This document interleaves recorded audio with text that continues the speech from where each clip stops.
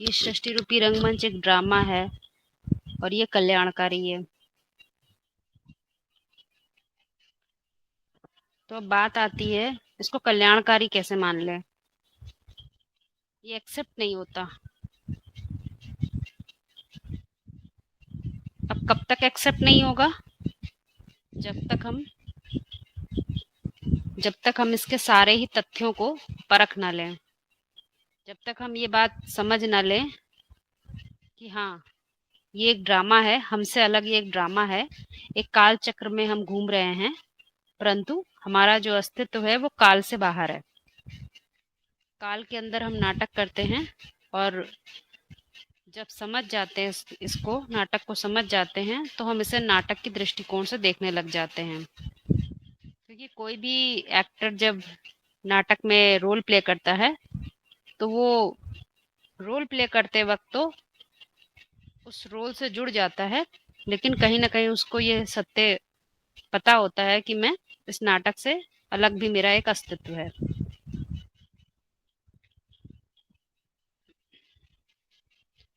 अब कल्याणकारी की बात आती है कि ड्रामा कल्याणकारी है, तो इसके लिए एक बात बोली जाती है, ये कल्याणकारी है क्योंकि ये प्लानिंग के अनुसार बना हुआ है। ड्रामा प्लान अनुसार सब कार्य होते हैं, अर्थात कोई ना कोई प्लानिंग है जिस प्लानिंग के आधार पे ये काम हो रहा है। अब बात आती है, प्लानिंग है तो जरूर किसी ने की होगी।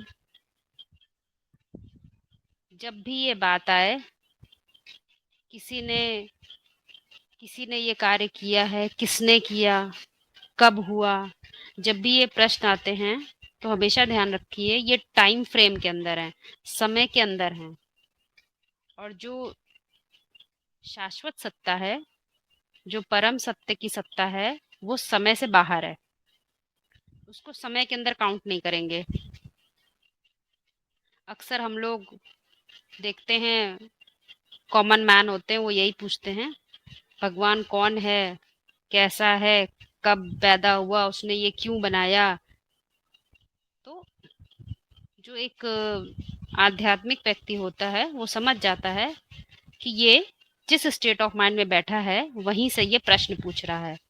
वो अपनी स्टेट ऑफ माइंड को छोड़ना नहीं चाहता, उससे वो जैसे कि चिपका हुआ है एकदम, क्योंकि उसकी चेतना का स्तर इतना नीचा है, क्योंकि उससे वो उठ नहीं सकता। इसलिए हमेशा ध्यान रखें, क्यों क्या कब जब ये प्रश्न आते हैं तो ये समय के अंदर है, काल चक्र के अंदर होते हैं।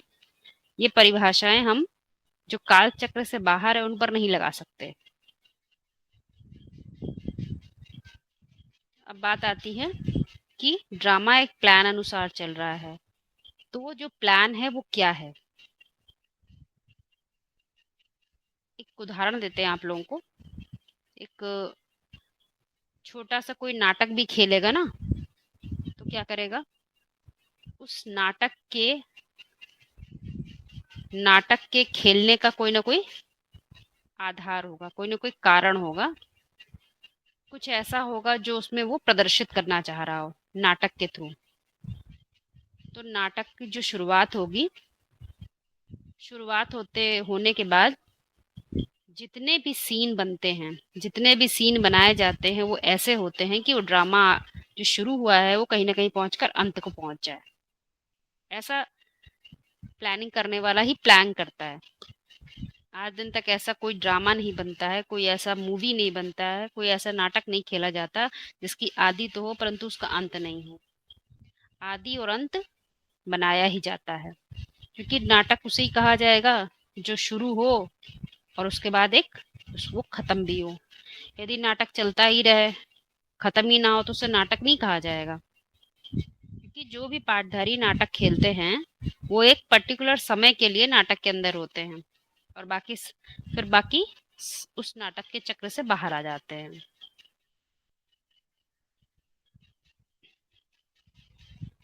आगे बढ़ते हैं, सभी को क्लियर हो रहा है ना?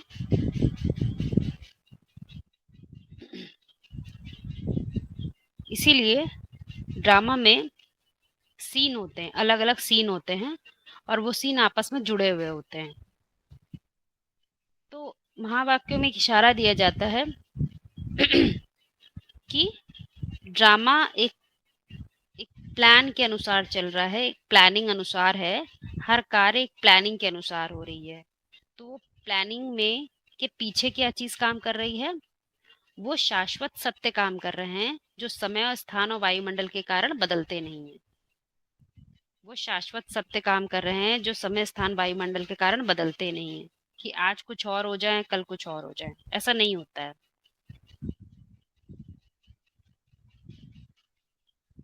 और जो ये नाटक है उसमें जो चैतन्य मनुष्य, चैतन्य प्राणी काम कर रहे होते हैं, उनका अपना एक बहुत महत्वपूर्ण रोल होता है।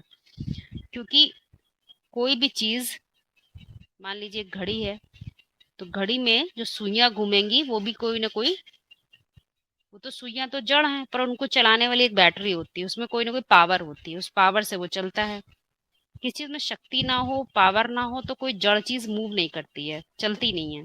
इसी प्रकार से जड़ नाटक में, नाटक जड़ ही है जब तक उसमें कोई ना कोई चेतन प्राणी का विचार ना हो, चैतन्य की चैतन्यता ना हो, चेतना की शक्ति ना हो, तो वो काम नहीं करते।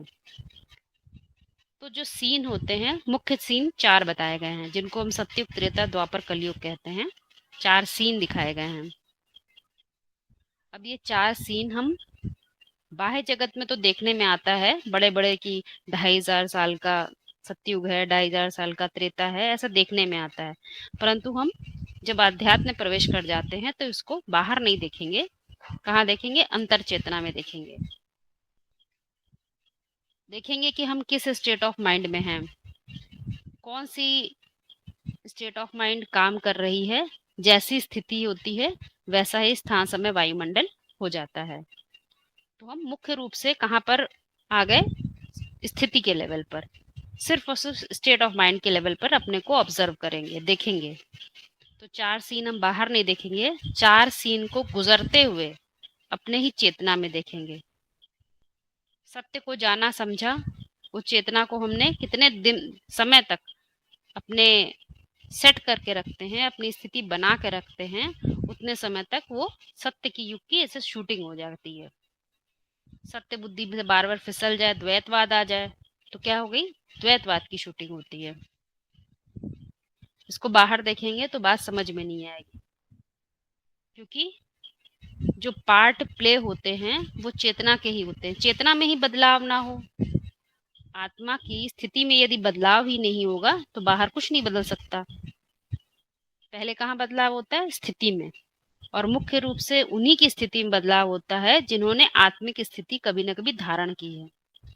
जो कभी 10वीं मंजिल पे चढ़ा ही नहीं, वो धीमे धीमे उतरने की कैसे उतरेगा? जो 5वीं मंजिल तक ही चढ़ा, उसके उतरने में और 10वीं मंजिल का जो चढ़ा है उसके उतरने में फर्क नहीं होगा? बहुत फर्क होगा। जो 10वीं मंजिल से नीचे आ रहा है वो बहुत जरूर वो हायर स्टेज से नीचे आ रहा है, तो जरूर उसकी चेतना में सूक्ष्मता होगी। और जो 5वीं मंजिल तक ही चढ़ा उसकी चेतना इतनी सूक्ष्म नहीं होगी।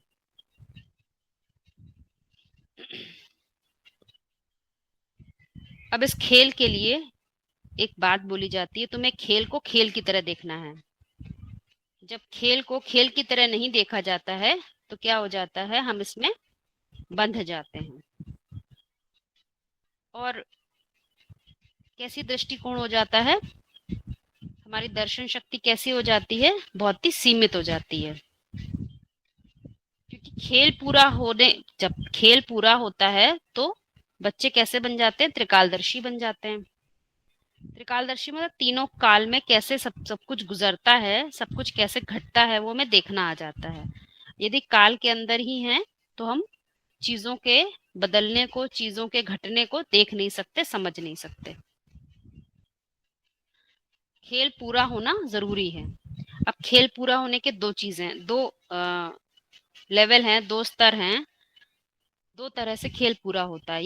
या तो हम खुद ही पूरा कर दें, हम समझ जाएं इस बात को कि खेल अंतिम चरण में है, हम खुद उसको पूरा कर लें। या तो फिर समय पूरा करता है, क्योंकि समय तो अपनी चाल से चल ही रहा है, हमें सिर्फ उसमें अपनी चेतना को एडजस्ट करना होता है। बात समझिएगा। समय अपनी चाल से घूम रहा है, वो घूमेगा ही, सत्युग के बाद त्रेता द्वापर कलयुग आएगा ही आएगा।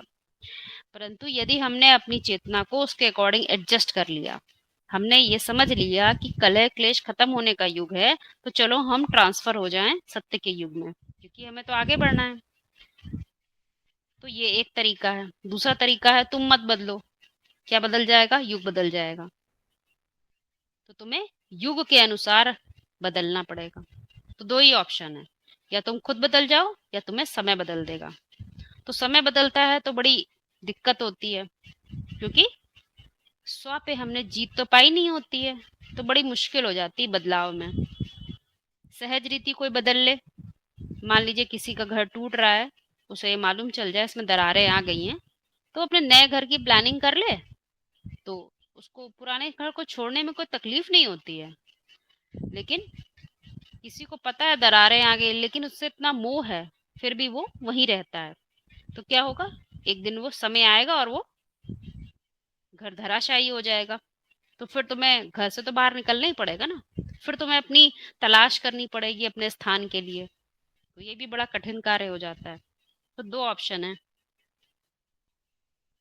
तो महावाक्यों में एक बात बताई जाती है कि खेल पूरा होता है, और खेल पूरा होता है तो तुम यदि इस बात को समझ जाओ तो तुम त्रिकालदर्शी बन सकते हो, क्योंकि तुमने ड्रामा को देखना सीख लिया। और ड्रामा को ड्रामा की तरह देखना वही सीख सकता है जो ड्रामा को कल्याणकारी मान ले।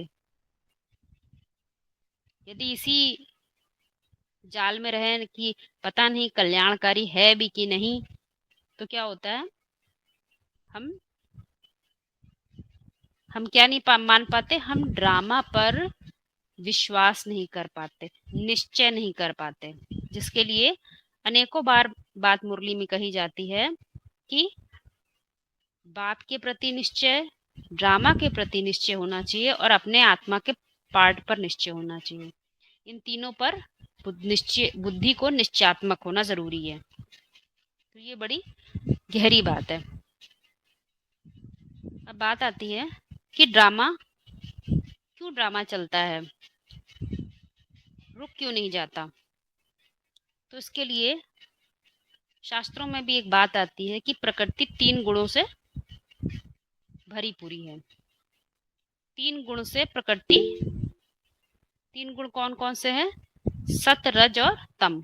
ये 3 गुणों से प्रकृति का अस्तित्व बना हुआ है, खत्म नहीं हो सकता। इसीलिए सृष्टि का जो विनाश होता है वो वास्तव में प्रलय होता है। सब कुछ टूट के कभी खत्म नहीं होता। जो विनाश शब्द है, इसको शास्त्रों में प्रलय के रूप में बोला गया है। प्रकट रूप से लय हो जाता है। जो व्यक्त है वो सारा ही अव्यक्त हो जाता है, और जब सृष्टि का स्थापना होती है तो फिर से वही अव्यक्त व्यक्त हो जाता है। इसीलिए इसको एक चक्र के रूप में बताया है। चक्र में जो सूक्ष्म है वही फिर स्थूल में हो जाता है, जो अव्यक्त था वो फिर व्यक्त हो जाता है, और जो अव्यक्त है वो प्रलय की स्टेज में, जो व्यक्त है वो प्रलय की स्टेज में अव्यक्त हो जाता है। तो 3 गुणों से चूंकि प्रकृति 3 गुणों से भरी पूरी है, तो कभी भी ये ड्रामा रुकता नहीं है। ये ड्रामा चेंज होता ही रहेगा, क्योंकि सदा ही 100% सतो गुणी या सत्यता रहे, ये संभव नहीं है। कुछ ना कुछ उसमें रज आएगा ही आएगा, फिर उसमें जब रज आएगा तो तम आएगा ही आएगा। तो एक निश्चित है, इसमें कुछ भी बदलाव नहीं हो सकता। इसीलिए बोलते हैं कि ड्रामा जो है वो चलता है, टिक टिक करके घूमता रहता है, और इसमें जो एक्टर्स हैं वो अपनी पात्रता के अनुसार षष्ठी रूपी रंगमंच पर प्रस्तुत होते रहते हैं। इसीलिए एक खास बात बोली जाती है कि ड्रामा में सभी प्राणियों को अपने अपने प्रकार की एक बुद्धि मिली हुई है। ये बहुत बड़ी दात है। मुरली में बोलते हैं बहुत बड़ी दात है। ऐसा क्यों बोलते हैं कि ड्रामा में बहुत बड़ी दात मिली हुई है?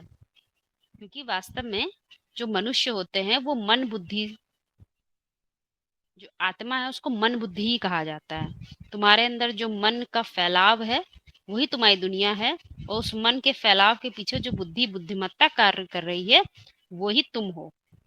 इसके अलग तुम्हारा कोई अस्तित्व नहीं है, क्योंकि जब हम शरीर में नहीं आते हैं, शरीर से पहले हमारा अस्तित्व क्या होता है? शरीर में आने से पहले हमारे पास केवल आत्म तत्व होता है, और शरीर जो मिलता है वो आत्म तत्व जैसा होता है, जैसी मन और बुद्धि होती है वैसा ही शरीर मिल जाता है। उदाहरण देते हैं आप लोगों को। जैसे मान लीजिए चिड़िया है, एक प्राणी का उदाहरण ले रहे हैं, चिड़िया है। तो चिड़िया चिड़िया में भी तो आत्मा है। तो उसमें जिस प्रकार की इंटेलेक्ट, जिस प्रकार की बुद्धि एक्सक्यूज मी,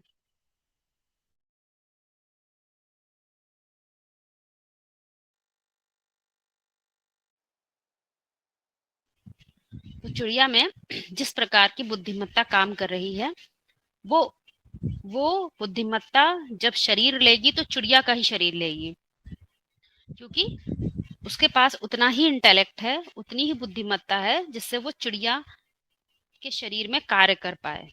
वही इंटेलेक्ट है। वो इंटेलेक्ट मनुष्य के पास नहीं काम करेगा। उससे जो जीव बनेगा, जो शरीर बनेगा, वो उतना ही है जो पक्षी को चाहिए होता है। इसीलिए बोला जाता है कि ड्रामा प्लान अनुसार जो दात मिली है वो बहुत बड़ी दात है, बहुत बड़ा गिफ्ट है, वो है बुद्धि। उसका हमें यूज करना चाहिए। अब मनुष्यों को जो बुद्धि मिली है उसमें भी वैरायटी है, क्योंकि सभी जो मनुष्य होते हैं उनमें मनन चिंतन की शक्ति तो होती है, लेकिन सब सुप्रीम नॉलेज का मनन चिंतन नहीं कर सकते, उनमें ये शक्ति नहीं होती है।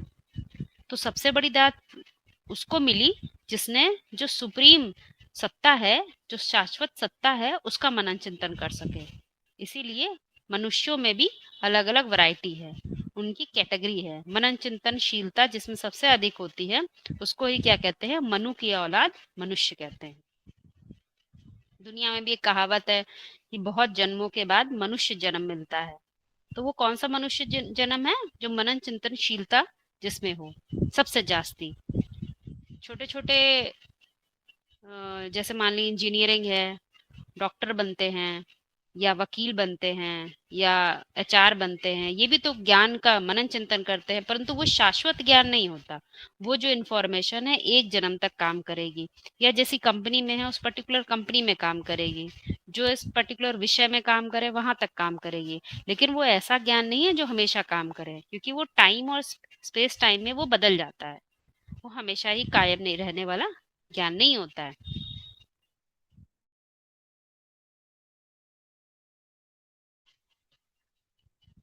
सभी को स्पष्ट हो रहा? आगे बढ़े।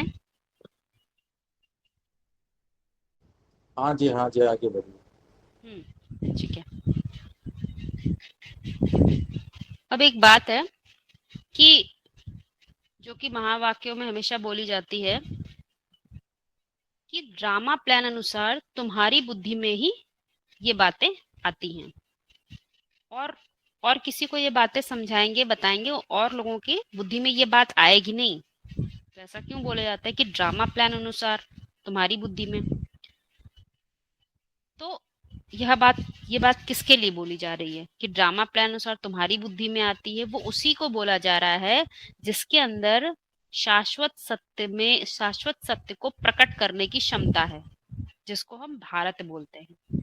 वो ज्ञान की रोशनी में खुद भी रहता है जन जन्मांतर, और औरों को भी उससे अवगत कराता है। जो मनुष्य, जो प्राणी सृष्टि पर आते हैं उनको भी उस ज्ञान सत्ता से, सत्य की सत्ता से उसको उसको मिलाता है, उसकी शाश्वतता का शाश्वतता की बात समझाता है, उसे बताता है कि कौन है ईश्वर। ईश्वर को समझो, जानो, उसकी सत्ता को पहचानो। तो ये काम कॉमन मैन नहीं करता। तो ये बात कही तुम्हारी बुद्धि में, क्योंकि जिसने जन्म जन्मांतर यही रोल प्ले करा होगा उसको वो टेस्ट लगा होता है। जिसने जो चीज मुरली में बोलते हैं ना, जिसने रसगुल्ला खाया होगा, अर्थात जिसने जिस चीज का रसा स्वादन किया होगा उसको वो रस भाता है।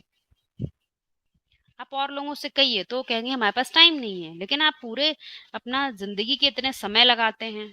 तो जो ये लगा दांव खेलने की, बाजी खेलने की पांडवों की तरह एक मादा रखते हैं, वही तो क्या करते हैं, वो अपना सब कुछ दांव पे लगाकर क्या करते हैं, अपने बुद्धि को, अपने विवेक को पुनः जागृत कर लेते हैं, पुनः अपने को शाश्वत सत्ता से जोड़ लेते हैं। इसीलिए बोला ड्रामा प्लान अनुसार, ये प्लानिंग है। प्लानिंग किसके लिए होती है? एग्जाम्पल देते हैं आप लोग को। जब कोई डायरेक्टर ना कोई नाटक बनाता है, कोई खेल खेलता है, मूवी बनाता है, उसमें भी जो सारी ही मूवी बनी होती है, सारी ही स्टोरी बनी होती है, वो किसके अराउंड होती है? हीरो के। क्योंकि हीरो को उस नाटक के द्वारा हीरो प्रदर्शित करना ही डायरेक्टर का मुख्य काम होता है। उस नाटक में, ड्रामा में हीरो को हीरो प्रत्यक्ष करना, दिखाना, समझाना, हीरो को हीरो बना देना ही डायरेक्टर का मुख्य लक्ष्य होता है। यदि हीरो लास्ट में प्रत्यक्ष ही ना हो, यदि हीरो हीरो बने ही ना, उसमें हीरोइज्म आए ही ना, तो फिर मूवी का कोई मजा ही नहीं होता, क्योंकि वो उसका कंसेप्ट ही यही है। इसी तरह से यहाँ पर जो ड्रामा प्लान बताया, वो प्लान किसके अनुसार चलता है? वो हीरो पार्टधारी के अनुसार चलता है, बशर्ते हीरो में हीरो को अपने हीरो होने का आभास होने लगे। इसीलिए बार बार कहते हैं निश्चयात्मक बुद्धि बनो। बुद्धि निश्चयात्मक होना जरूरी है। क्यों? क्योंकि जब भी कोई हीरो पार्टधारी होता है, वो अपने लिए रास्ता खुद बनाता है। कोई उसके लिए रास्ता बना के नहीं रखता, वो अपने लिए मंजिलें खुद तय करता है। वो दूसरों के लिए उदाहरण ही बनता है, किसी दूसरे उदाहरण को फॉलो नहीं करता, वो खुद ही उदाहरण बनता है। और उसका जो विश्वास होता है, ना कोई व्यक्ति होता है, ना कोई साधन होता है, उसका मूल विश्वास आत्मबल होता है। इसीलिए बार बार मुरलियों में बोला जाता है कि निश्चय होना चाहिए, ड्रामा के प्रति निश्चय, अर्थात ड्रामा में जो प्लानिंग है उस बात पे हमें निश्चय होना चाहिए। इस बात को समझ के हम इस पर निश्चय कर पाए। दूसरा, अपना जो रोल है, अपना जो हीरो पार्ट है, उस पर निश्चय होना चाहिए। और तीसरा, अपने अस्तित्व के कारण पर निश्चय होना चाहिए कि मैं षष्ठी रूपी रंगमंच पे जो मेरा होने का कारण है वो क्या है, उस पर तुम्हें निश्चय होना चाहिए। किसी के कहने की बात नहीं, जिसको हम कहते हैं बाप पर निश्चय या मुकर्रर रथ पर निश्चय। अब समझते हैं हम लोग कि ड्रामा में जो बार बार प्लानिंग की बात करते हैं कि प्लानिंग है, तो ये प्लानिंग को हम लोग कैसे समझें? क्योंकि नई दुनिया में जाना है, उसके लिए प्लानिंग होती है। भाई, पुरानी दुनिया से नई दुनिया में जाने की क्या होती है? प्लानिंग की जाती है। क्या प्लानिंग करते हैं ना कि ये जो पुरानी दुनिया में है, ये तो डेफिनेशंस नहीं चलेंगी नई दुनिया में, तो यहाँ पर हम प्लानिंग के साथ जाते हैं। ड्रामा में प्लानिंग मतलब वो सारी तैयारियां जो हम पहले ही कर लेते हैं। अभी हम वहां पहुंचे नहीं है स्थान समय वायुमंडल में, लेकिन सारी प्लानिंग हम पहले कर लेते हैं। क्यों? क्योंकि हमें ये निश्चय होता है। क्या निश्चय होता है? पहला, कि ड्रामा में मेरा हीरो पार्ट है, पहला। और दूसरा क्या निश्चय होता है? कि ये ड्रामा एकदम कल्याणकारी है, वो एकदम सत्य की सत्ता के अनुसार चल रहा है। नाटक में जितने भी पार्टधारी हैं वो सब अपनी अपनी एक्टिंग कर रहे हैं, हम किसी को दोषारोपण नहीं कर सकते, ये एक एक्टिंग हो रही है। इन सब बातों पे जितना निश्चयात्मक होते हैं, उसकी प्लानिंग को हम समझते जाते हैं। तो हम पुरानी दुनिया से नई दुनिया में ट्रांसफर होने के लिए भी प्लानिंग करते हैं। फिर हम एक और बात समझते हैं कि जो काल है, समय है, उसके साथ स्थान वायुमंडल कैसे बदलता है। जो समय है ना, वो समय के साथ स्थान और वायुमंडल कैसे बदलता है, इस बात को हम बहुत बारीकी से अध्ययन करने लग जाते हैं, समझने लग जाते हैं। क्योंकि अब हम जब काल चक्र से बाहर होते हैं तो क्या क्या देख पाते हैं? हम 4 युगों को समझते हैं कि वहां पर कैसा वायुमंडल होगा और कैसा स्थान होगा, ये हमें दिखने लग जाता है। कम से कम कुछ नहीं तो 2500 साल की हिस्ट्री से हम इस बात को टैली करने लग जाते हैं। धीमे धीमे बातें क्लियर होने लग जाती हैं। मुरलियों में जो ढेर सारे एग्जाम्पल्स दिए गए हैं, इतने पॉइंट्स दिए गए हैं, इतनी हिस्ट्री की बातें रेफरेंस में दी जाती हैं, वो किस लिए दी जाती हैं? वो इसीलिए दी जाती हैं कि हमारी बुद्धि उस पर्टिकुलर जगह तक जा सके, हम वहाँ के स्थान और वायुमंडल को देख सकें कि काल चक्र में समय के परिवर्तन के साथ साथ कैसे स्थान और वायुमंडल बदलता है।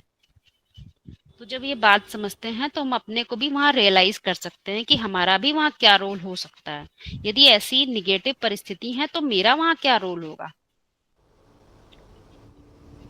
फिर अगला पॉइंट आता है कि प्लानिंग में क्या ऐसा हो, हम ये बात बार बार हमें आता है, यदि हम प्लानिंग करते हैं किसी चीज की तो ऐसी चीज को साथ में रखते हैं जो हमेशा हमारे,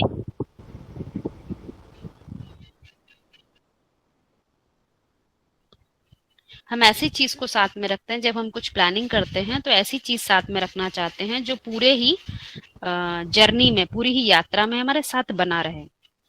तो आज भी ये बात समझ में आती है कि जब हम ट्रांसफॉर्मेशन के युग में हैं, बदलाव के युग में हैं, तो ऐसा क्या हो हमारे पास जो जन जन्मांतर साथ रहे और किसी भी समय और वायुमंडल में हम हारे ना, हार ना हो।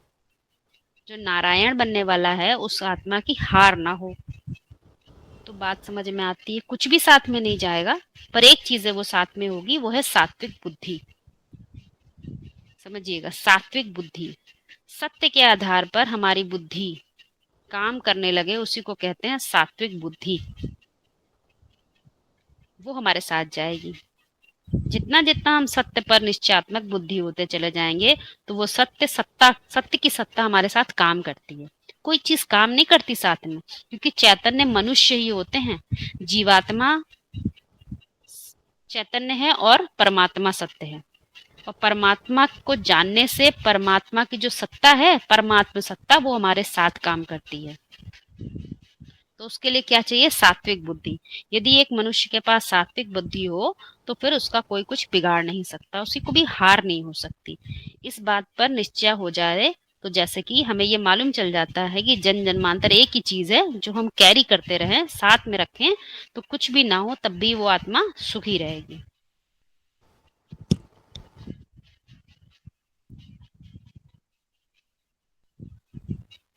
फिर इसके बाद एक और प्लानिंग की बात आती है।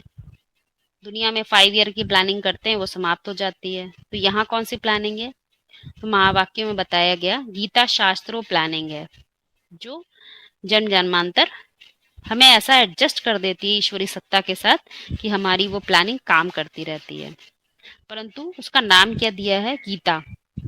और गीता को क्या बताया है? भगवान की गाई हुई गीता।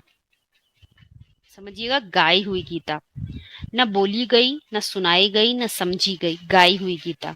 ऐसा क्यों बोला जाता है? क्योंकि आत्मा जब अपनी मूल स्थिति में होती है तो वो शब्दों से ऊपर, समझिएगा, शब्दों से ऊपर भाव में जीती है। आत्मिक शब्द नहीं बोलते, आत्मिक भाव बोलते हैं। मूल में भाव काम करता है, और भाव में सारे ही सुर, लय, ताल मर्ज होते हैं। इसका उदाहरण ले रहे हैं आप लोगों को। इसीलिए कवि जो होता है ना, कवि या कहें ऋषि, जिन्होंने इस दुनिया को की सच्चाई को, अंतर जगत के गुह ज्ञान को रियलाइज किया होता है, उन्होंने ही जितने भी आज तक इंटरप्रिटेशंस हुए हैं, वेद शास्त्र उपनिषद बने हैं, या कहें जितने ही 108 गीता की टीकाएं हुई हैं, सभी में उन्होंने अपने जो रियलाइज किया, ऋषि मतलब मनन चिंतनशील प्राणियों ने जो कुछ रियलाइज किया सत्य को, उन्होंने अपने अपने तरीके से लिखा है उसको। तो जैसे कि क्या है, कवियों की अपने अपने स्टेट ऑफ माइंड में कविता है, उसमें शब्द की इंपॉर्टेंस नहीं होती, भाव की। इसीलिए हर इंटरप्रिटेशन को सभी एक्सेप्ट नहीं करते। कोई कहेगा माधवाचार्य की गीता अच्छी है, कोई कहेगा शंकराचार्य की, कोई कहेगा दूसरे की। तो ऐसे ऐसे करके सब एक को नहीं मान सकते, क्योंकि सभी जो प्राणी होते हैं मूल में उनकी भावना भी अलग अलग प्रकार की होती है।